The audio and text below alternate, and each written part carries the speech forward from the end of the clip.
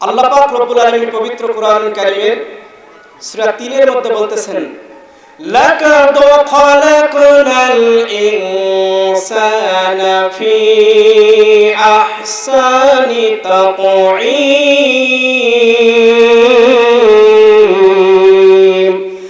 আল্লাহ পাক সুবহানাহু ওয়া তাআলা বলেন, হে পৃথিবীর মানুষ সম্প্রদায়, তোমরা ভালো করে শুনে রাখো, জেনে রাখো, আমি আল্লাহ পাক রব্বুল আলামিন পৃথিবীতে মানুষ তৈরি করেছি অতীব সুন্দর আকৃতি দিয়া।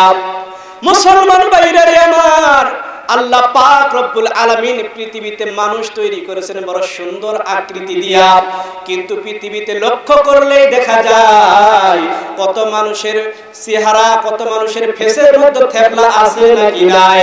কত মানুষ দেখা যায় যারা অত্যন্ত কালো, দেখতে বিশ্রী লাগে। কত মানুষ দেখা যায় তাদের হাত নাই, কত মানুষ দেখা যায় যাদের পা নাই, কত মানুষ দেখা যায় যাদের চোখ নাই। অথচ আল্লাহর ভাষায় আল্লাহ তাআলা বলতেছেন, লাকাদ খালাকনাল ইনসানা ফি আহসানি তাকওয়িম। মানুষ তৈরি করেছি বড় সুন্দর করে। হে মুসলমান, আল্লাহ পাক সুবহানাহু ওয়া তাআলা নিজের হাতে আদম আলাইহিস সালামের এই মুখমণ্ডলটা তৈরি করেছেন, আর ফেরেশতারা আল্লাহ পাক রব্বুল আলামিনের নির্দেশে আদম আলাইহিস সালামের পা থেকে এই জায়গা পর্যন্ত তৈরি করেছেন। আল্লাহ পাক রব্বুল আলামিন তার কুদরতি হাতের দ্বারা মানুষের চেহারাটাকে সুন্দর করে তৈরি করেছেন। হে মুসলমান, বলতে চাই, আপনি যদি 10টি মানুষের হাত কেটে একত্রিত করেন, কেউ বলতে পারবে না এটা কোন ব্যক্তির হাত। 10টি মানুষের পা কেটে একত্রিত করেন, কেউ বলতে পারবে না এটা কোন ব্যক্তির পা। কিন্তু ওয়াল্লাহি, আল্লাহর কসম, যদি কোনো ব্যক্তি 10টি মানুষের কল্লা কেটে একত্রিত করে, বোঝা যাবে কি যাবে না? বলেন ঠিক কি না? মুসলমান ভাইরা আমার, এই জন্য আল্লাহর সৃষ্টি নিয়ে কখনো মতানৈক্য করা যাবে না, মন খারাপ করা যাবে না। যদি কোনো ব্যক্তি কালোকে কালো বলে, থেবলাকে থেবলা বলে, বেটেকে বেটে বলে, আল্লাহ তাআলা তার আমলনামায় কাবিরা গুনার পাপ লিখে দেয়। তওবা না করে যদি সেই ব্যক্তি মারা যায়, ওই ব্যক্তি জাহান্নামে যাবে, তার ঈমান থাকবে না। আল্লাহ পাক সুবহানাহু ওয়া তাআলা যুগে যুগে এরকম নিদর্শন দিয়েছেন।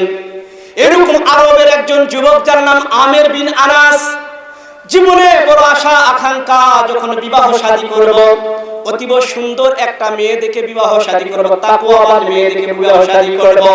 কিন্তু জন্ম মৃত্যু ভাগ্য সবকিছুই আল্লাহ তাআলার হাতে।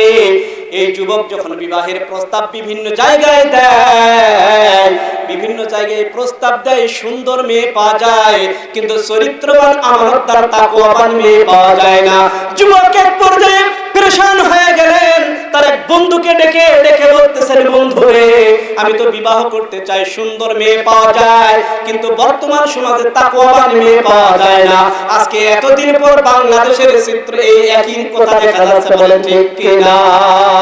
মুসলমান ভাইরা আমার, আল্লাহ পাক সুবহানাহু ওয়া তাআলা মানুষকে যে চরিত্র দিয়েছেন, আর মানুষ যে চরিত্র নিজের মতো লালন করতেছেন, যেরকম আমরা বিভিন্ন জায়গায় ফুটেজ দেখতে পাই নিজের চেহারার আয়নার ভেতরে, এরকম যদি চরিত্রের ফুটেজ দেখা যায়, তো ওয়াল্লাহি আল্লাহর কসম, মানুষ চরিত্র ভালো করার জন্য প্রতিযোগিতা করত। আমার বিরাজ বলতেছেন, ভাই, আমি তো অনেক জায়গায় খুঁজলাম, তাকওয়াবান মেয়ে পাওয়া যায় না। ভাইজান, আপনার খুঁজে যদি কোনো তাকওয়াবান মেয়ে থাকে, অবশ্যই আমাকে জানাবেন। এবার তার বন্ধু তাকে ডেকে ডেকে বলছে, বন্ধু রে, আমার জানা মতে একটা মেয়ে আছে রে, তেমন সুন্দর নয়, কিন্তু বড় তাকওয়াবান মেয়ে দেখা যায়। এবার আমির বিন আনাসকে বলতেছে, ভাই, আমি জানি মেয়েটাকে তার বাড়ির পুরুষ ছাড়া জীবনে কোনো পরপুরুষ তাকে দেখে নাই, মেয়েটা কোনো পরপুরুষকে দেখে নাই। মুসলমান ভাইরা আমার, আমির বিন আনাস বলতেছেন, বন্ধু রে, তাহলে ওই মেয়েটাকে আমি আর দেখবো না, মেয়েটাকে বিবাহ করতে চাই। মেয়েটাকে বিবাহ করার জন্য আমির বিন আনাস যখন রাজি হয়ে গেল, এবার বিবাহ হয়ে গেল। বাসর রাতে, ফুলসজ্জার রাতে যখন আমির বিন আনাস স্ত্রীর কাছে গিয়েছেন, এমন সময় যখন মুখের ঘোমটাটা উঠাইছেন, দেখেন স্ত্রী এত কুচ্ছিত কালো। আমির বিন আনাস বলেন, আমি জীবনে কখনো ভাবি নাই মানুষ কখনো এত কালো হইতে পারে। তার মনটা খারাপ হয়ে গেছে, এক দৌড়ে রুম থেকে বাহিরে চলে গেছে। মনে বড় এতদিন আশা লালন করলাম অতীব সুন্দর দেখে একটা মেয়েকে বিবাহ করব, চরিত্রবান মেয়ে বিবাহ করব, কিন্তু এটা কি ঘটে গেল? আমির বিন আনাস মনটা খারাপ করে আর রুমের ভিতরে যায় না। তার স্ত্রী 2 রাকাত সালাত আদায় করলেন। এরপরে স্বামীর কাছে গিয়ে বলতেছেন, প্রাণের স্বামী, আপনি হয়তোবা মনটা খারাপ করতেছেন। হে প্রাণের স্বামী, যে আল্লাহ পাক রব্বুল আলামিন আপনাকে অতীব সুন্দর করে তৈরি করেছেন, যে আল্লাহ পাক রব্বুল আলামিন আপনাকে সুদর্শন মানুষ বানিয়েছেন, ওই আল্লাহ পাক রব্বুল আলামিন আমাকে এরকম ভাবে তৈরি করেছেন। হে প্রাণের স্বামী, আপনাকে বলতে চাই, আপনি যেটা দেখে মন খারাপ করতেছেন, আল্লাহ পাক রব্বুল আলামিন হয়তো তার মধ্যেই কোনো কল্যাণ রেখেছে। এই বলে স্ত্রী যখন কান্না করতে লাগলেন, অনুরোধ করতে লাগলেন, আমির বিন আনাস স্ত্রীর অনুরোধের রুমের মধ্যে চলে গেলেন। যাওয়ার পর ফুলসজ্জার রাত পালন করলেন, ফজরের সময় গোসল করলেন, নামাজ পড়তে চলে গেছেন।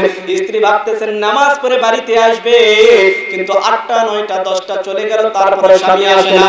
বিকাল চলে গেল, রাত চলে গেল, 1 দিন 5 দিন 7 দিন 1 বছর 2 বছর চলে গেল, স্বামী আসে না। এরকম ভাবে 20 থেকে 25 বছর যখন কেটে গেল, আমির বিন আনাস বাড়িতে ফিরে নাই। হঠাৎ করে একদিন মনে পড়ে গেল, বাড়ির কথা, বাসার কথা মনে পড়ে গেল। এতদিন চিন্তা ভাবনা তার বাড়ির ছিল না। আমির বিন আনাস চিন্তা করতেছেন যে এতদিন হয়তো বা স্ত্রী অন্য কোনো জায়গায় বিবাহ শাদীতে আবদ্ধ হয়েছে, সুতরাং এখন আমি বাড়িতে যাইতে পারবো। আমির বিন আনাস এবার বাড়ির উদ্দেশ্যে রওনা হইলেন।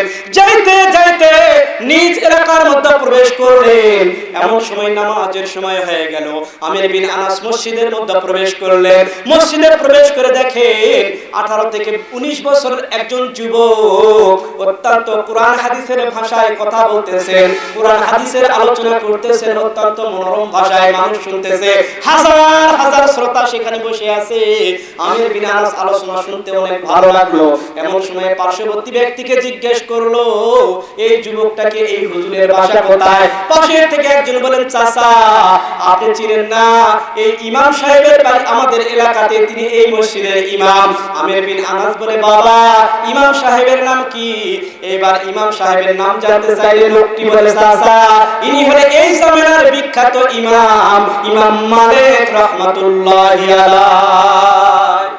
মুসলমান ভাইরা আমার, এবার যখন বলেছেন চাচা আপনি চিনেন না, ইনি হলেন এই জামানার বিখ্যাত ইমাম, ইমাম মালিক রাহমাতুল্লাহি আলাইহি। এবার ওই ব্যক্তি বলতেছেন, আমির বিন আনাস বলতেছেন, বাবা তার আব্বার নাম কি? এবার লোকটি বলতেছেন, তার আব্বাকে আপনি চিনবেন না, এখন থেকে প্রায় 18-20 বছর আগে তার আব্বা বাড়ি থেকে বিতাড়িত হয়েছে, নাম হলো আমির বিন আনাস। সুবহানাল্লাহ। মুসলমান ভাইরা আমার, আমির বিন আনাস চিন্তা করতেছেন, তাহলে তো এটা আমার সন্তান, কিন্তু আমি তো বাড়ি থেকে বাহির হয়ে গেছি, এই কথা বলবো কিভাবে? ইমাম মালিক রাহমাতুল্লাহি আলাইহির কাছে গেলেন, সালাম জানালেন, মুসাফা করলেন, বললেন, বাবা আমি এক পথিক দূর দেশের মুসাফির, এখানে এসেছি বাবা, আমি আপনার বাসায় একদিনের জন্য বা একটা রাতের জন্য মেহমান হতে চাই। ইমাম মালিক রাহমাতুল্লাহি আলাইহি ডেকে বলেন, বাবা আপনি আমার মেহমান হবেন, আমার আপত্তি নাই, কিন্তু সমস্যা একটা, সেটা হলো আমার বাড়িতে আমার জনম দুঃখিনী মা আছে বাবা, ওই জনম দুঃখিনী মায়ের অর্ডার ছাড়া আপনাকে আমি বাড়িতে নিতে পারবো না। মুসলমান ভাইরা আমার, এই অবস্থায় ইমাম মালিক রাহমাতুল্লাহি আলাইহি তাকে নিলেন। এরপরে যাইতে যাইতে বাসায় চলে গেলেন। যখন গেটের মধ্যে প্রবেশ করেছেন, তখন গেটের মধ্যে প্রবেশ করার পর ইমাম মালিক রাহমাতুল্লাহি আলাইহি বলতেছেন, বাবা আমি তোমাকে 2টা কথা বলবো, তোমার মাকে বলবা। 1 নাম্বার কথা হলো, বাবা তোমার মাকে আমার পক্ষ থেকে সালাম জানাবা।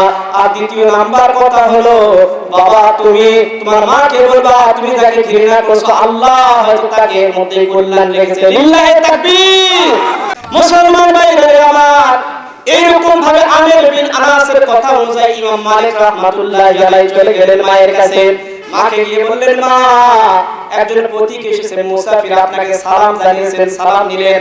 এরপরে বললেন, মা আপনাকে একটা কথা বলতে বলেছেন, সেটি হলো তিনি আমাকে বলেছেন আপনি যাকে অপছন্দ করছেন, ঘৃণা করছেন, হয়তো আল্লাহ তাআলা তার মধ্যে কোনো কল্যাণ রেখেছে। এবার ইমাম মালিক রাহমাতুল্লাহি আলাইকে তার মা বললেন, বাবা তার সাথে আমি একটু পর্দার অন্তরাল থেকে কথা বলতে চাই। পর্দার অন্তরালে যখন গেছেন, ইমাম মালিক রাহমাতুল্লাহি আলাইহি মা বলতেছেন, আপনার নাম কি আমির বিন আনাস নাকি? বলে হ্যাঁ। এবার ইমাম মালিক রাহমাতুল্লাহি আলাইহি বললেন, সসম্মানে যাও বাসার মধ্যে নিয়ে আসো, উনি হলেন তোমার জন্মদানকারী বাবা। এজন্য কালো হোক, খাটো হোক, মোটা হোক, বেটে হোক, কাউকে কখনো এরকম বলা যাবে না। যদি বলে কি হবে? কাবিরা গুনাহ হবে। আল্লাহ পাক রব্বুল আলামিন আমাদেরকে এই সামান্য কথা থেকে আমল করার তৌফিক দান করুন। কাউকে আর কালো বলবো না, বেটে বলবো না, খাটো বলবো না, ইনশাআল্লাহ।